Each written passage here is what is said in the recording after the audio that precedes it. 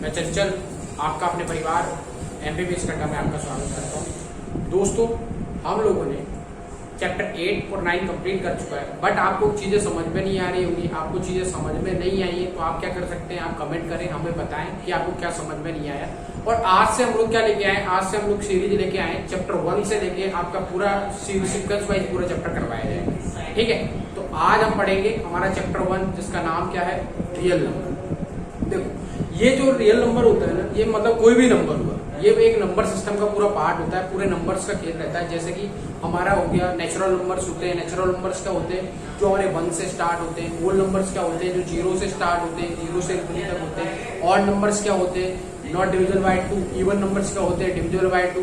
इस तरह का नंबर्स का खेल रहता है। ठीक है, नंबर्स में ही क्या पढ़ते हैं हम लोग, रियल नंबर के बारे में पढ़ते हैं। तो देखो, रियल नंबर एक्चुअली होता क्या है उसके बारे में हम लोग डिस्कस कर लेते हैं। देखो, जो रियल नंबर है ना हमारा, एक कोई नंबर होता है, नंबर कुछ भी हो सकता है। ठीक, नंबर सिस्टम में नंबर के बारे में बात की जाती है। नंबर होता है, क्या होता है, a+ib के फॉर्म में हो सकता है कोई भी नंबर। अभी a+ib के फॉर्म में आपने अभी तक नहीं देखा होगा, बट आप हायर क्लास में जाएंगे तो वहां आप देखेंगे a+ib के फॉर्म में नंबर होता है। तो हमारा जो a जो होता है वो किसको शो करता है, वो शो करता है रियल नंबर। रियल नंबर वो शो करता है। और ib जो होता है वो हमारा कॉम्प्लेक्स नंबर वो शो करता है। ठीक, कॉम्प्लेक्स नंबर। तो अभी हमें पढ़ना क्या है, हमें पढ़ना है सिर्फ रियल नंबर के बारे में। किसके बारे में पढ़ना है, रियल नंबर के बारे में पढ़ना है। अभी कॉम्प्लेक्स नंबर को आप छोड़ दीजिए, कॉम्प्लेक्स नंबर आप हायर क्लास में पढ़ेंगे। तो रियल नंबर एक्चुअल में होता क्या है, रियल नंबर होते हैं दो तरह के। ठीक है, एक होता है रेशनल, एक होता है इरेशनल। तो क्या होता है, रेशनल नंबर होता है, रेशनल नंबर, एक होता है irrational number. Irrational number.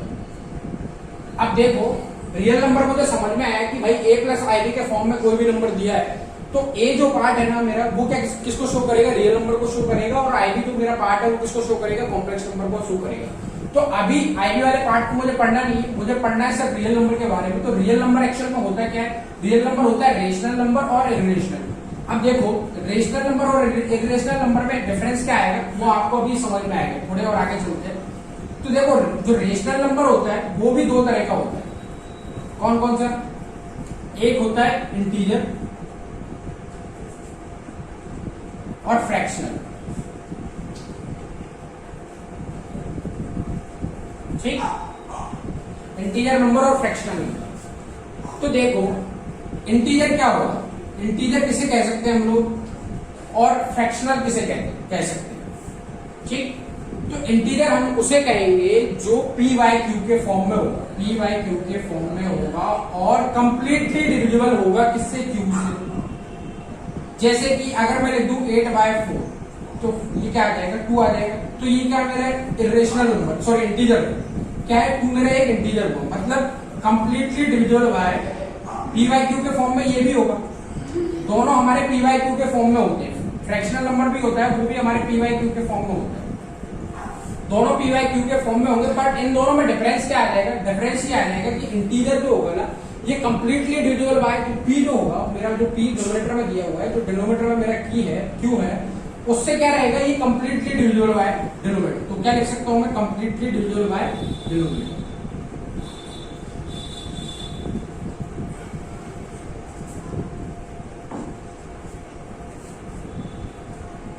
Completely divisible, completely divisible by, ठीक, जो q से पूरी तरह से डिवाइड हो जाए।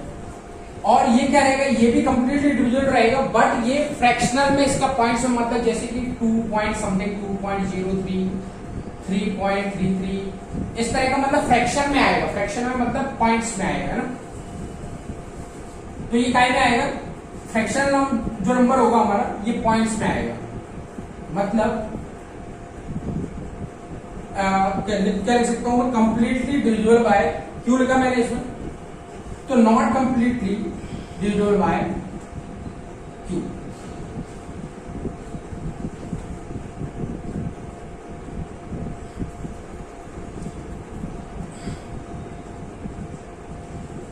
देखो अब इसको कैसे समझेंगे, अभी देखना, अभी मैं रियल नंबर के बारे में बताऊंगा, बट आप ये दोनों टर्मिनोलॉजी समझ लो, क्योंकि देखो अभी हम लोग जब क्वेश्चन करेंगे तो क्वेश्चन में मिलेगा हमें कि इंटीजर है या फ्रैक्शन है, इस तरह का हमें देखने को मिलेगा। तो आप पहले ऐसे समझ लें, तो बाद में आपको ये पूरा चैप्टर जो है रियल नंबर के ऊपर है वो आपको समझ में आ जाएगा। तो इंटीजर में किसे कह सकता हूं, इंटीजर में उसे कह सकता हूं जो पी वाई क्यू के फॉर्म में होगा और एक्चुअल में जो क्यू से कंप्लीटली डिविजिबल होगा, उसे मैं क्या कहूंगा, इंटीजर कहूंगा।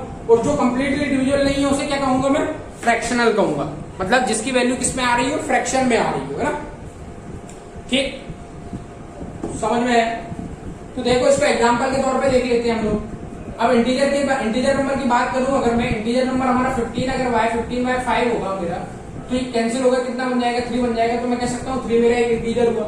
उसी तरह अगर मान लो कोई नंबर लिखा हुआ है, कितना 35/5 लिखा है, तो ये भी 7 से कंप्लीटली डिविजिबल हो गया, 5 से कंप्लीटली डिविजिबल क्या हो गया, 35 हो गया। तो कह सकता हूँ कि 7 मेरा क्या होगा, एक इंटीजर होगा। इसी तरह नेक्स्ट एग्जांपल देख लो आप, 40/5 कर दो, तब भी 8 भी मेरा क्या हो गया, 8 भी मेरा एक इंटीजर हो गया। इस तरह से समझ में है, मतलब पी वाई क्यू के फॉर्म में तो लिखा रहेगा, बट वो क्या रहेगा, कंप्लीटली डिविजिबल होना चाहिए, डिनोमिनेटर से कंप्लीटली डिविजिबल होगा, तब मैं उसको क्या कहूंगा, इंटीजर कहूंगा। अब देखो फ्रैक्शन किसको कहूंगा, फ्रैक्शन उसे कहूंगा जैसे कि वो कंप्लीटली डिविजिबल ना होकर उसका जो आंसर आएगा वो किसमें आएगा, पॉइंट्स में आएगा। ठीक, तो देख लेते हैं, जैसे कि अगर मान लो 3/5 लिखा हुआ है, ठीक, अब देखना 3/5 लिखा हुआ है, इसको मैं डिवाइड करूंगा तो क्या आ जाएगा, 0.6 आएगा। तो मतलब पॉइंट्स में वैल्यू आ रही है, तो ये क्या हो गया, मेरा फ्रैक्शन हो गया, फ्रैक्शनल नंबर हो गया। इसी तरह देखो एक और एग्जांपल ले लेते हैं हम, 1/3 है, इसको मैं डिवाइड करूंगा तो क्या आ जाएगा, 0.33 समथिंग कुछ आएगा, है ना। तो मतलब ये फ्रैक्शन में वैल्यू चलती रहेगी, ये भी चलती रहेगी, फ्रैक्शन में वैल्यू है ना, चलती रहेगी। तो उस नंबर को क्या कहूंगा, मैं फ्रैक्शनल नंबर कहूंगा। अब मैं बात कर लेता हूं मेरा जो रियल नंबर है, रियल नंबर एक्चुअल में होगा क्या, रियल नंबर। अबे हमें देखने को क्या मिल रहा है कि रियल, और एक होता है इरेशनल नंबर। इरेशनल नंबर किस फॉर्म में होगा, इरेशनल नंबर उसे कहूंगा जो √2 हो गया, √3 हो गया, √5 हो गया, √7 हो गया, इस तरह का हमें जहां नंबर देखने को मिलेगा, मतलब रूट्स में, क्यूब रूट्स में इस तरह का नंबर देखने को मिलेगा, उसे हम लोग क्या कहेंगे, इरेशनल नंबर कहेंगे। ठीक है, आई होप आपको समझ में आ रहा होगा। तो real number is the sum of, real number is the sum of rational number और इरेशनल नंबर। रियल नंबर क्या होगा, मेरा रेशनल नंबर और इरेशनल नंबर का क्या होगा, सम होगा।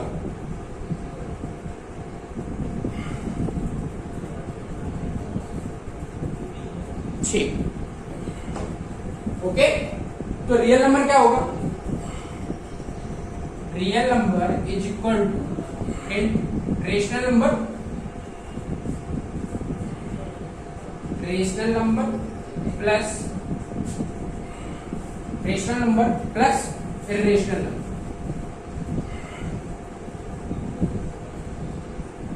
ठीक, अब पूरे चैप्टर का कंक्लूजन क्या निकला, जो हमारा रियल नंबर जो होगा वो होगा, रियल नंबर जो होता है वो rational number plus irrational number का क्या होता है, सम होता है। ठीक, हमें बस इसमें पूरे जो रियल नंबर है इसमें पूरे नंबर का खेल है, नंबर के बारे में हम लोगों को जानना है, किस तरह से नंबर्स को हम लोगों को पढ़ना है। ठीक, अब देखना इंटीजर की मैं बात कर रहा हूं, अभी मैं किसकी बात कर रहा हूं, इंटीजर की बात कर रहा हूं, तो इसके बारे में थोड़े और चर्चा कर लेते हैं हम लोग। तो इंटीजर से मेरा कहने का मतलब ये है कि सारे नंबर्स इंटीजर होंगे क्या, 1 से लेके इन्फिनिटी तक सारे नंबर्स इंटीजर्स हो सकते हैं क्या, बिल्कुल हो सकते हैं भाई। देखो तो अब मैं कहूंगा क्या, अगर मैं नेचुरल नंबर की बात करता हूं, नेचुरल नंबर क्या होता है हमारा, नेचुरल नंबर जो 1 से स्टार्ट होता हो, ठीक, 1 2 3 ऐसे करके ये कहां तक जाएगा, इन्फिनिटी तक जाएगा। तो मैं अगर इसको कहूं, अब पेपर में अगर मान लो इसकी तरह नेचुरल नंबर ना लिखा आकर क्या लिखा आ जाए कि natural integer number, natural integer number, integer number. तो नेचुरल इंटीजर नंबर क्या होंगे भाई, वही बात है कि नेचुरल नंबर जो होंगे वो एक्चुअल में इंटीजर तो होते ही, इंटीजर होते हैं, तो वो natural number integer number same ही बात है, मतलब जो नेचुरल नंबर है वही इंटीजर नंबर भी होगा। जैसे 1 2, क्योंकि ये कंप्लीटली इसके डिवाइड में क्या है, 1 है 1 है 1 है, तो ये कंप्लीटली डिविजिबल है कि नहीं, है ना, कंप्लीटली डिविजिबल है। तो 1 2 3 ऐसे करके ये पहुंच जाएगा इनफिनिटी तक। अब बात करते हैं हम लोग किसके बारे में, नेचुरल नंबर हो गया। अब हमारा होल नंबर की बात करते हैं, होल नंबर क्या होता है, होल नंबर कहां से स्टार्ट होते हैं? 0 से स्टार्ट होते हैं। 0 1 2 3 ऐसे करके ये कहां तक जाएंगे? इन्फिनिटी तक जाएंगे। अब इसी को होल नंबर को अगर मैं नंबर सिस्टम की टर्मिनोलॉजी में अगर घुमा के बोलूं कि इंटीजर होल नंबर या पॉजिटिव इंटीजर एक होता है पॉजिटिव इंटीजर और एक होता है नेगेटिव इंटीजर। दो इंटीजर हो सकते हैं। पॉजिटिव इंटीजर क्या हो सकते हैं? जब आप आगे पढ़ोगे तो माइनस इन्फिनिटी से लेके प्लस इन्फिनिटी तक कोई नंबर होता है। मतलब जैसे कि अगर मैं बताऊं तो -4 -3 -2 -1 0 1 2 3 4 ऐसे करके नंबर होते हैं। तो मतलब ये वाला इतना वाला जो पार्ट होता है ना, ये वाला पार्ट इसको मैं क्या कह सकता हूँ? नेगेटिव इंटीजर कह सकता हूँ क्योंकि ये नेगेटिव से, ठीक है। और इस वाले पार्ट को क्या कह दूं मैं? पॉजिटिव इंटीजर बोल दूं क्योंकि ये पॉजिटिव वैल्यू शो कर रहा है, पॉजिटिव वैल्यू आ रही है इसकी। तो अब मैं कहूंगा होल नंबर को क्या लिख सकता हूं मैं? होल नंबर को लिख सकता हूं पॉजिटिव इंटीजर्स कहां से? 1 से स्टार्ट नहीं होंगे पॉजिटिव इंटीजर 0 से स्टार्ट होंगे। आई बात समझ में? तो होल नंबर 0 से लेके इन्फिनिटी तक होते हैं। बट मैं कहूं पॉजिटिव इंटीजर्स, अब मैं पॉजिटिव इंटीजर्स करके टर्म कर रहा हूं। तो पॉजिटिव इंटीजर्स का मतलब हुआ जो नंबर 0 से स्टार्ट हो रहा है और एक्चुअल में वो है होल नंबर ही है। क्या वो होल नंबर ही? तो इंटीजर पॉजिटिव इंटीजर क्या होंगे हमारे? 0 1 2 3 ऐसे करके ये कहां हो जाएगा? इन्फिनिटी तक जाएगा। आया बात समझ में? ये है पूरे नंबर सिस्टम का, आपको समझ में आया होगा। अब आगे देखो इसमें और सारी और क्या क्या हमें सीखना पड़ेगा वो हम लोग देख लेते हैं। अभी तक हम लोगों ने सीखा कि रियल नंबर क्या होता है। रियल नंबर होता है एक नंबर होता है, एक कोई नंबर है, वो किस तरह किस फॉर्म में रहता है? वो रहता है रियल और कॉम्प्लेक्स नंबर के फॉर्म में रहता है। रियल नंबर हमारे दो पार्ट्स में डिवाइड होते हैं। कौन कौन से? रियल नंबर एक होता है हमारा रेशनल नंबर, दूसरा होता है हमारा इरेशनल नंबर। रेशनल नंबर्स क्या होते हैं? इंटीजर्स भी हो सकते हैं और फ्रैक्शन में भी आ सकता है। इंटीजर्स का मतलब क्या हुआ? Completely divisible by denominator, denominator से पूरी तरह वो डिविजिबल हो। वो फ्रैक्शनल में क्या आता है? फ्रैक्शनल में not completely divisible by denominator, जो डिनोमिनेटर से पूरी तरह से डिविजिबल ना हो। अब जो इरेशनल नंबर आएगा, इरेशनल नंबर क्या होता है? जो उसकी पावर्स में क्यूब आ सकता है, अंडर रूट हो सकता है, इस तरह का हमारा इरेशनल नंबर बनेगा। ठीक है, आपको ये नंबर सिस्टम पूरा समझ में आएगा, बस साथ बने रहे। देखो एक चीज के बारे में हम लोग और बात कर लेते हैं। जैसे कि हम लोगों ने लिखा 8 डिवाइडेड बाय 4, मैंने लिखा 8 डिवाइडेड बाय 4। अब देखना ध्यान से, अगर मैं 4 को अपने बचपन वाले तरीके से कर रहा हूँ, जिससे बचपन वाले तरीके से कर रहा हूँ, 4 डिवाइडेड बाय 8 तो कितना आ जाएगा? 2 आ जाएगा। 4 2 से क्या आ जाएगा? 8 आ जाएगा मेरा। इसको इसमें से मैं माइनस कर देता हूँ। तो देखना अब हम लोग कुछ चीजें भूलते चलेंगे, समय के साथ साथ क्या रहता है हम लोग चीजों को भूलते चले जाते हैं। तो ये मेरा 4 क्या है, 8 क्या है, Q क्या है, 0 क्या है, इनको हम लोग क्या बोलते हैं? तो देखना जो 4 होता है, 4 की जो टर्मिनोलॉजी होती है, मतलब इसको कुछ वर्ड्स में बोला जाता है कि 4 एक्चुअल में है क्या। तो 4 हमारा क्या है? 4 हमारा है डिवाइजर। हमारा 8 क्या है? 8 हमारा है डिविडेंड। Q क्या है हमारा? क्वोशिएंट। और 0 क्या है हमारा? रिमाइंडर। ओके, तो ये सारी इसकी क्या हो गई? इसकी एक टर्मिनोलॉजी है। आपको ये सब याद रखना पड़ेगा क्योंकि जब हम लोग क्वेश्चंस को आगे करेंगे तो आपको चीजें समझ में आएंगी। ठीक है, और एक और देखो, एक और अच्छी चीज क्या है कि अभी देखना, मैं 8 is equal to 4 into 2 plus 0 के फॉर्म में लिख सकता हूं उसको। तो ये क्या आ जाएगा? 8 is equal to 8 plus 0, 8 is equal to क्या आ गया? 8 आ गया। तो अगर इसका मैं फॉर्मूला बनाऊं, फॉर्मूला क्या बन जाएगा? Dividend is equal to divisor into quotient plus remainder. समझ में आए? तो ये वाली चीज आप याद रखना। एक्चुअल में क्वेश्चन ये है, आपको ये डिवाइड करना तो आता है, बट ये टर्मिनोलॉजी के टर्म्स में हम जब क्वेश्चन करेंगे ना, तब कुछ इस तरह से फॉर्म में दिया रहता है कि भाई पॉजिटिव इंटीजर है, नेगेटिव इंटीजर है, फ्रैक्शन है, रेशनल नंबर है, इरेशनल नंबर है। तो ये सब चीजें क्या है? टर्मिनोलॉजी है, आप इसको याद कर लें। इससे क्या रहेगा कि आपको जब क्वेश्चन आप पढ़ेंगे, क्वेश्चन में अगर बोला गया कि 2a is a positive integer, 2a is a negative integer, 2a is a odd integer, 2a is a even integer। तो इस तरह से टर्म्स आपको वहां देखने को मिलेगा, तो आपको वहां क्लिक नहीं कर पाएगा माइंड में कि एक्चुअल में हो क्या रहा है। तो देखो अभी मैंने बताया कि इंटीजर क्या होता है, इंटीजर सारे नंबर्स इंटीजर्स होते हैं, 1 से लेके इंफिनिटी तक सारे नंबर इंटीजर्स हो सकते हैं, क्योंकि उनके डिवाइड में क्या है 1 से वो लोग कंप्लीटली डिविजिबल है।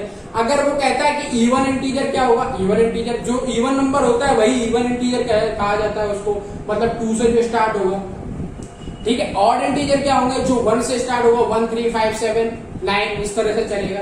तो इस तरह की टर्मिनोलॉजी आपको वहां देखने को मिलेगी। अब देखो एक्चुअल में हम लोग इस चैप्टर में पढ़ेंगे क्या, अभी आपको ये समझ में आया, पूरा पार्ट समझ में आया होगा। तो अब रियल नंबर में हम लोग, ये पूरा चैप्टर रियल नंबर का है, इसमें हम लोगों को पढ़ना क्या क्या है वो हम लोग देख लेते हैं।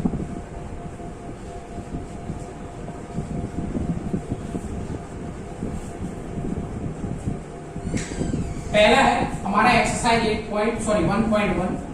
1.1 में हमें क्या पढ़ेंगे, equilibrium division lemma.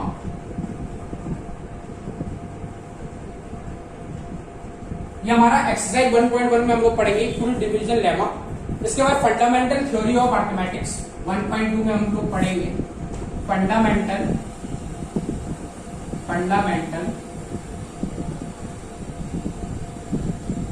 Theory of arithmetics, ठीक। इसके बाद 1.3 में हम लोग क्या पढ़ेंगे, 1.3 में हम लोग पढ़ेंगे प्रूव इर्रेशनैलिटी।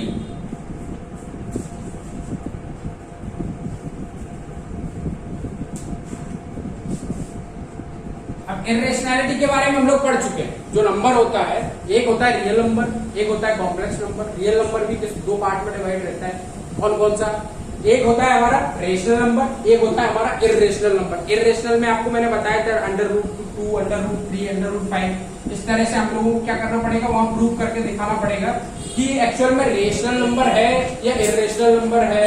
तो इर्रेशनैलिटी हमको प्रूव करके दिखाना पड़ेगा कि एक्चुअल में है क्या नहीं। तो पांचवा हमारा जो है, पांचवा एक्सरसाइज 1.4, एक मिनट रुकना,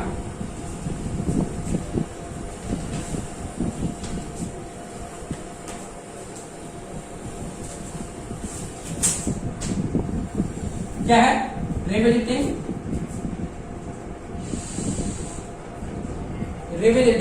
rational number and their decimal expression. Revisiting rational number and their expression, ठीक। आई बात समझ। तो एक्चुअल में हमें पढ़ना वहां पर ही है। अभी देखो हम लोग नंबर सिस्टम के बारे में सीख चुके हैं पूरा। अब हम लोग, हमारा जो पहला चैप्टर है एक्सरसाइज 8.1, उसमें हम लोग देखते हैं उसमें हम लोगों को करना क्या है। एक्चुअली एक्सरसाइज 8 जो 1.1 है उसमें हमें पढ़ना है इक्विलिब्रियम डिवीजन लेमा के बारे में। हम लोगों को जानना है कि इक्विलिब्रियम डिवीजन लेमा होता क्या है एक्चुअल में। तो चलो अब हम लोग इक्विलिब्रियम डिवीजन लेमा के बारे में देखते हैं।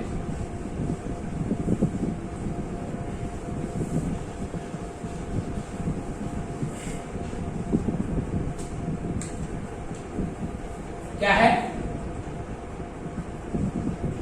इक्विलिब्रियम डिवीजन लेमा, ठीक। अब देखना वर्ड से ही समझ में आ जाएगा आपको पूरा। इक्विलिब्रियम क्या है, अब इक्विलिब्रियम के बारे में बात करें तो ये इक्विलिब्रियम, ये वाला टर्म क्या है इक्विलिब्रियम।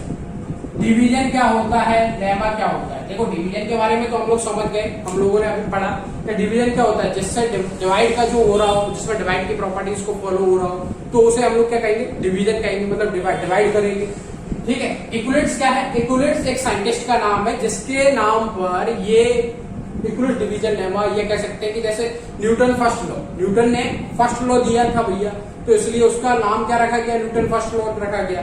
इसी तरह से इस जो स्टेटमेंट इक्विलिब्रियम ने दिया था डिवीजन के लिए, वो क्या है, इक्विलिब्रियम डिवीजन लेमा के नाम से जाना जाता है। अब देखो इक्विलिब्रियम तो एक साइंटिस्ट का नाम हो गया, लेमा क्या होता है, लेमा एक्चुअल में एक स्टेटमेंट होता है। लेमा एक स्टेटमेंट होता है जो कि प्रूव्ड हो चुका है, पहले से प्रूव्ड हो चुका है और इसे आप किसी भी इक्वेशन में सेटिस्फाई कर सकते हैं।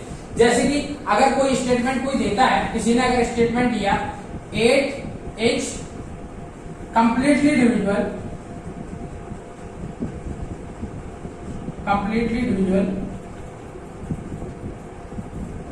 बाय 2, तो भैया ये सही है क्योंकि 8 को आप 2 से डिवाइड दोगे तो क्या आएगा, 4 आएगा।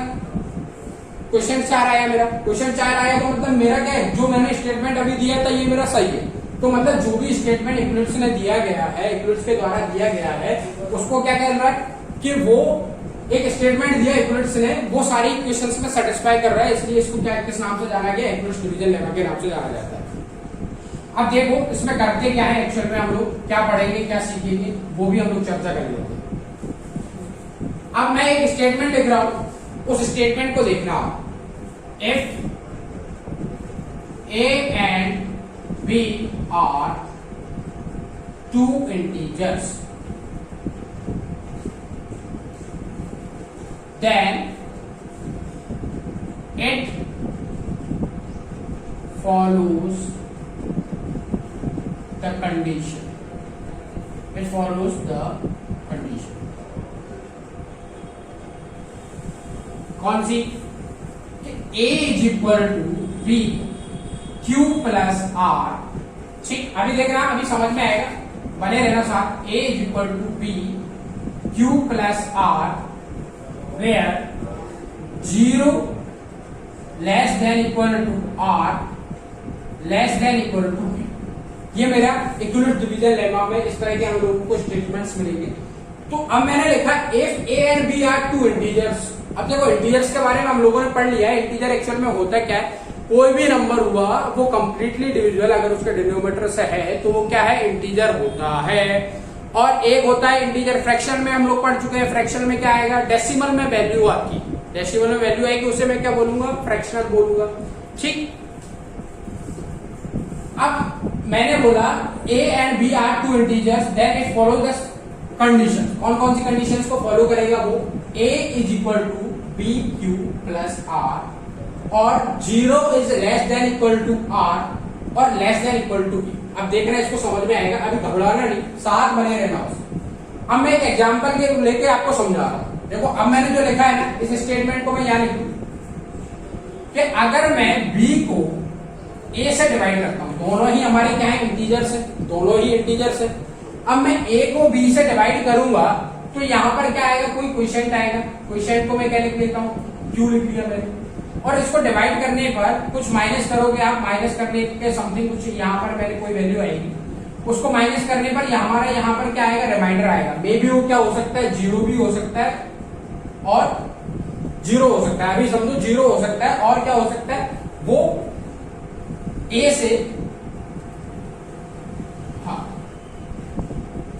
B से क्या होगा, B से हमेशा वो छोटा होगा, B से हमेशा छोटा होगा, तो रिमाइंडर आएगा 0 is less than B।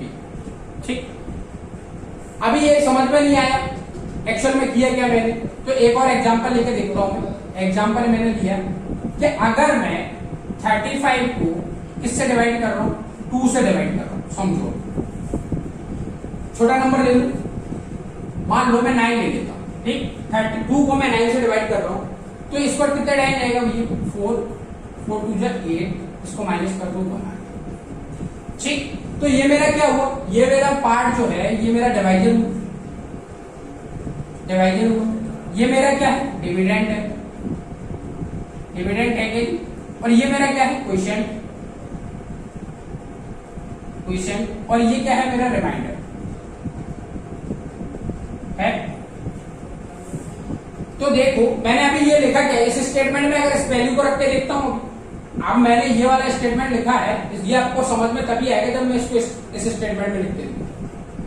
तो मैं मान के चल रहा हूं 9 is equal to 2 into 4 plus 1। तो यही तो है कि A अगर 9 है, B क्या है, 2 है, Q क्या है, 4 है, R क्या है, 1। मतलब Q किसको शो कर रहा है, Q क्वोशिएंट को शो कर रहा है और R किसको शो कर रहा है, रिमाइंडर को शो कर रहा है। ठीक, और अब मैंने ये वाला स्टेटमेंट लिखा था क्या, कि 0 is less than आर के प्लेस पे क्या रखता हूं, तो 0 less than equal to, R के प्लेस पे मैं लिख दूं 1 मतलब ये मेरा आर है, और less than equal to B. तो देखना ये जो रिमाइंडर आया है मेरा, रिमाइंडर क्या है, इससे तो बड़ा नहीं हो सकता, रिमाइंडर इससे बड़ा नहीं हो सकता, सॉरी 2 से बड़ा नहीं हो सकता, तो इसको मैं क्या लिख दूं, ये 2 से बड़ा नहीं हो सकता, ए लिख देता हूं। इस स्टेटमेंट में मैं बी ही लिख देता हूं, बट आपको देखना तो हुआ क्या कि मेरा जो रिमाइंडर आया, रिमाइंडर मेरा 1 आया, 1 किससे बड़ा नहीं हो सकता, 2 से बड़ा नहीं हो सकता, क्योंकि जब मैं इसको 2 से डिवाइड कर रहा हूं तो क्या आएगा, 2 से बड़ा नहीं हो सकता, रिमाइंडर कभी 2 से बड़ा नहीं होगा, मतलब डिविजन से। तो देखो क्या किया था हम लोगों ने, एग्जांपल लेके समझा देता हूं, थोड़ी दिक्कत आ गई थी टेक्निकल प्रॉब्लम की वजह से। अभी हम लोग चर्चा कर रहे हैं इक्विवेलेंट डिवीजन लेमा के बारे में। तो 2 से जब मैं इसको डिवाइड कर रहा हूँ 4 टाइम जा रहा है, कितना बच रहा है, रिमाइंडर मेरा बच रहा है 1, तो इसको क्या मैं बोलता हूँ, इसको मैं बोलता हूँ डिवाइजर, हिंदी में बोलते हैं क्या इसको, भाजक। ये होता है मेरा डिविडेंड, इसको भाज्य बोला जाता है, ये क्वोशिएंट होता है, भागफल बोला जाता है इसको, और ये मेरा होता है रिमाइंडर। ठीक, तो देखना मेरा जो रिमाइंडर आएगा वो हमेशा मेरे डिवाइजर से छोटा ही आएगा, किसी भी कंडीशन, 2 से हमेशा ये 1 छोटा है। आप और दूसरा एग्जांपल लेके देख लो, 35 ले लिया आपने, 7 से डिवाइड कर रहा हूँ, 7 5 के 35 हो गया, तब भी देखना ये 0 भले ही आया, पर 0 क्या है, 7 से छोटा तो है ना, हमेशा क्या आएगा, जो रिमाइंडर आएगा वो हमेशा छोटा आता है, किससे, डिवाइजर से। इतनी बात क्लियर है। अब देखो इक्विवेलेंट डिवीजन लेमा में हम लोगों को करना क्या है, वो हम लोग देख लेते हैं कि किस तरह से हम लोगों को क्वेश्चंस को करना होगा। अब मैं एक एग्जांपल के तौर पे ले रहा हूं, find the HCF of 2 integers,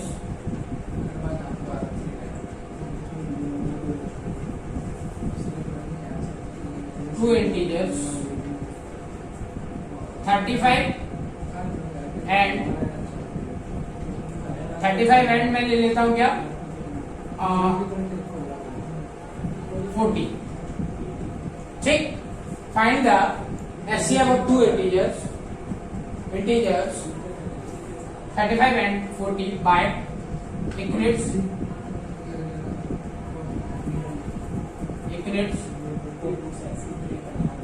division lemma.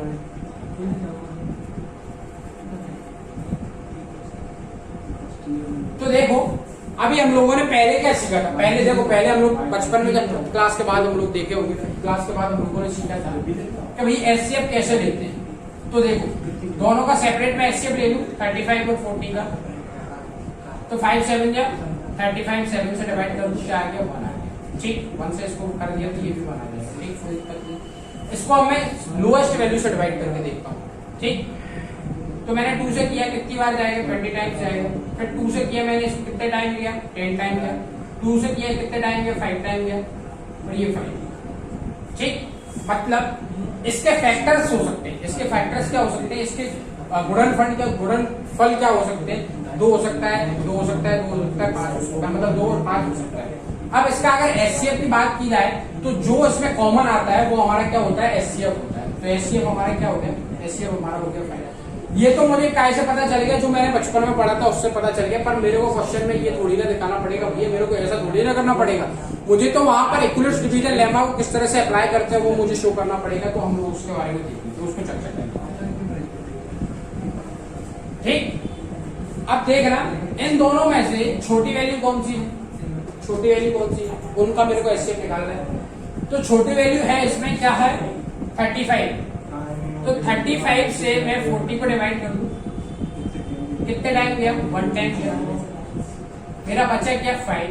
अब 5 से मैं क्या, इस 5 से यहाँ 5 से 35 को डिवाइड करूं, 35 को 5 से डिवाइड करूं। देखो अभी मैंने क्या किया था, 5 से किसको डिवाइड किया था, 35 से मेरा मतलब मेरे को इन दोनों का एचसीएफ निकालना, तो लोएस्ट वैल्यू जो है, लोएस्ट वैल्यू 35 थी, उससे मैंने 40 को डिवाइड किया, कितने टाइम गया, 1 टाइम गया, और रिमाइंडर मेरा कितना बचा, 5 बचा। अब इसी रिमाइंडर से मुझे जो मेरा डिवीजन था उसको मुझे दोबारा डिवाइड करूंगा, तो 5 से 35। ठीक, तो क्या बच गया, 0 0, मतलब तो ये मेरा क्या हो गया, ये मेरा एचसीएफ हो गया। अब इसको इक्विवेलेंट डिवीजन लेमा में किस तरह से लिखेंगे, देखो उसको स्टेप्स में लिख के देखते हैं। इक्विवेलेंट डिवीजन लेमा में कुछ नहीं करते, स्टेप वन।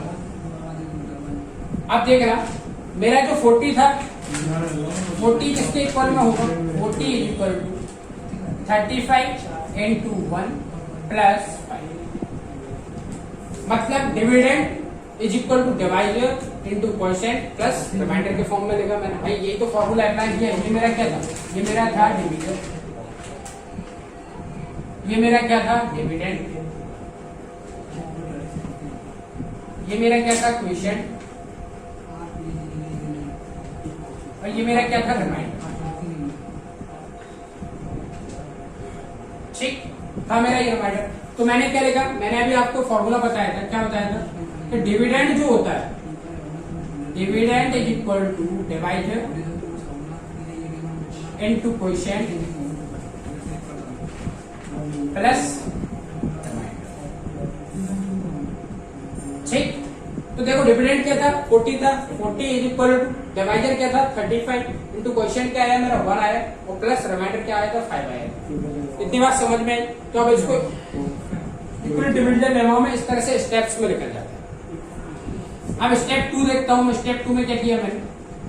अब देखो स्टेप 2 में जो होता है, अभी मेरा यहां पर जो क्या था, ये मेरा डिवीजर था, डिवीजर को लिखूंगा मैं 35। ठीक, डिवीजर को मैंने लिखा 35, तो मेरा रिमाइंडर कितना आया था 5 आया था। मतलब देखो अब ये वाली, ये मेरा फर्स्ट स्टेप हो गया, ये मेरा सेकंड स्टेप है। तो 35 is equal to 5 into 7 plus 0, तो क्या बन गया 35 बन गया। तो मतलब ये मेरा डिविडेंड, ये मेरा आ गया एचसीएफ क्या आ गया मेरा 5।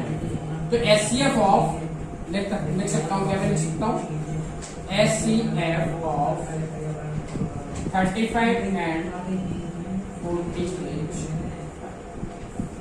तो इस तरह से चीजों को अप्लाई करना है हम लोगों को। अभी मैंने ये 2 स्टेप में क्वेश्चन हो गया, अभी और भी ज्यादा स्टेप्स में क्वेश्चन हो सकता था, है ना, हो सकता था, उसको भी देख लेते हैं। देखो क्या करना है, क्वेश्चन ही करना भाई, सिंपल सा। हम लोग पहले से जानते हैं एचसीएफ किस तरह से निकालते हैं, वो हम लोग जानते हैं कि एचसीएफ निकालना, बट अब उसको हम किससे इक्विवेलेंट डिवीजन लेमा से निकाल के देखेंगे। तो हम लोगों ने क्या किया, जो लोएस्ट वैल्यू है 40 मतलब हाईएस्ट वैल्यू हमारा 40 है, 40 इज इक्वल टू, जिससे मैं डिवाइड कर रहा हूँ 35, जिससे मैं डिवाइड कर रहा हूँ उसको लिखा मैंने डिवाइजर, मतलब dividend equal to divisor into quotient plus remainder के फॉर्म में इसको जमा लिया।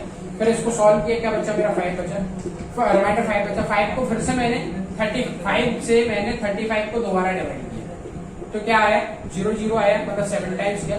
तो जो मेरा जब रिमाइंडर 0 0 आ जाए, मेरा रिमाइंडर जब मेरा 0 आ जाए, तो वो मेरा क्या होता है, जो डिवाइजर से मैंने डिवाइड किया था उससे पहली वाली स्टेप में, वो मेरा क्या होता है एचसीएफ होता है। ठीक, इस तरह से चीजों को इसमें आपको सीखना है।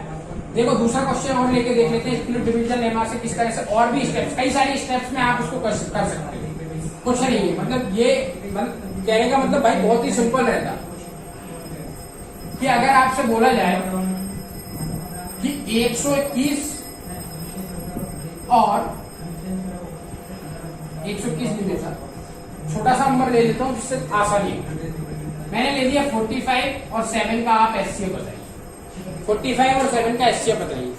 ठीक, तो मैंने क्या किया भैया, सबसे छोटी संख्या, सबसे छोटी लोएस्ट वैल्यू 7, हाईएस्ट वैल्यू 45, तो 7 से मैंने 45 को डिवाइड किया, 7 6 जा 42,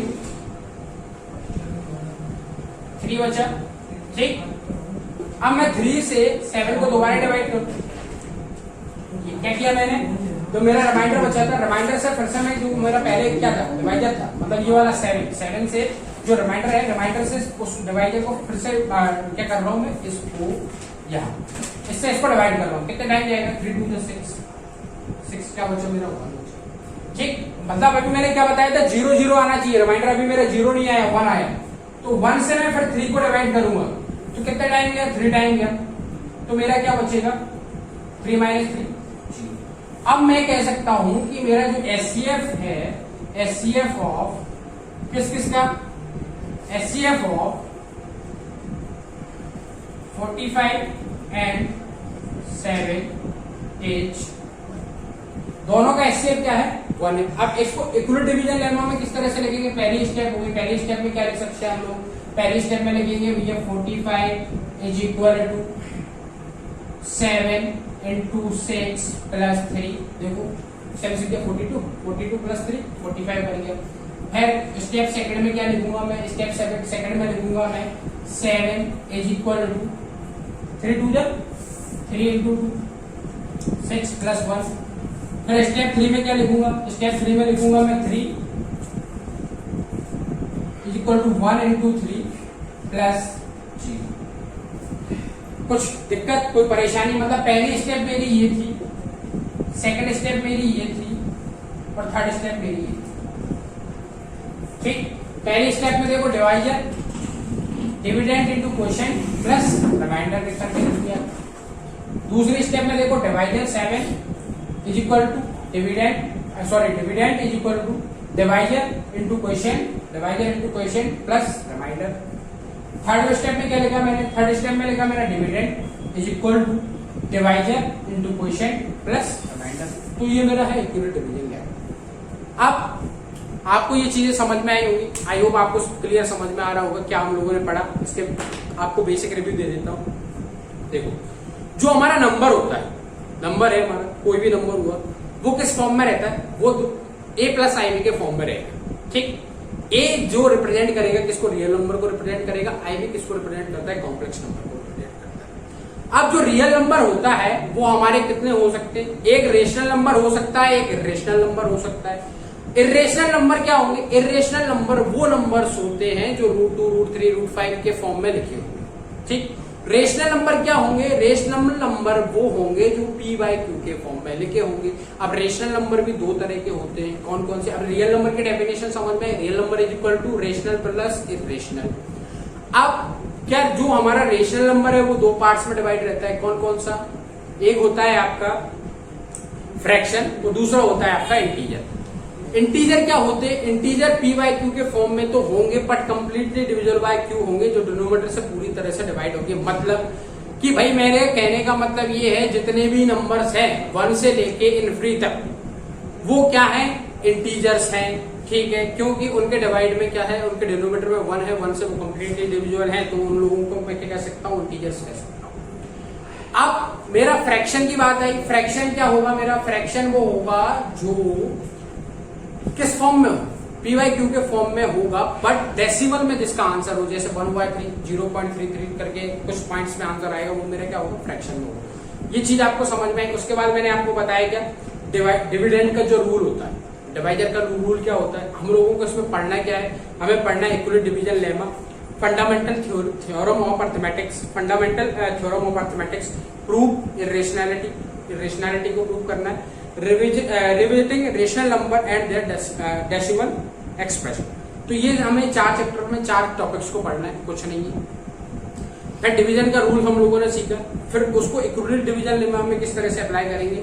तो देखो, हम लोगों ने 8 चैप्टर आपको 9 चैप्टर आपको समझ में नहीं भी आया हो तब भी आप लोग बताएं, आया हो तब भी आप बताएं।